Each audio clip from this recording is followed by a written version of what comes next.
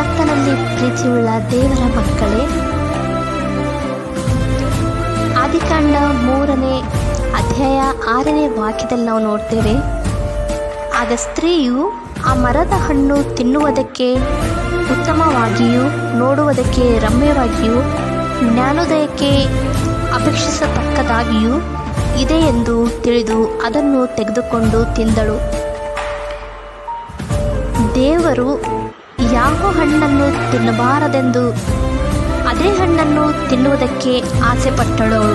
ಅದೇ ಹಣ್ಣನ್ನು ತಿಂದು ಪಾಪ ಮಾಡಿದಳು. ಅದೇ ರೀತಿ ನಾವು ಸಹ ನಮ್ಮ ಆಸೆಗಳಿಗಾಗಿ ಪಾಪ ಮಾಡಿರುತ್ತೇವೆ. ಗೊತ್ತಿದ್ದು ನಾವು ಪಾಪ ಮಾಡಿದವರಾಗಿರುತ್ತೇವೆ. ಆದರೆ ನಾವು ಪಶ್ಚಾತ್ತಾಪವನ್ನು ಪಡಬೇಕು. ಇವತ್ತು ನನ್ನ ಮನಸ್ಸನ್ನು ಮಾರ್ಪಡಿಸುತ್ತೇನೆ, ನಾನು ದೃಢವಾದಂತಹ ನಿರ್ಧಾರ ಮಾಡಿಕೊಂಡು ಪಶ್ಚಾತ್ತಾಪಕ್ಕೆ ಬರುತ್ತೇನೆ ಎಂದು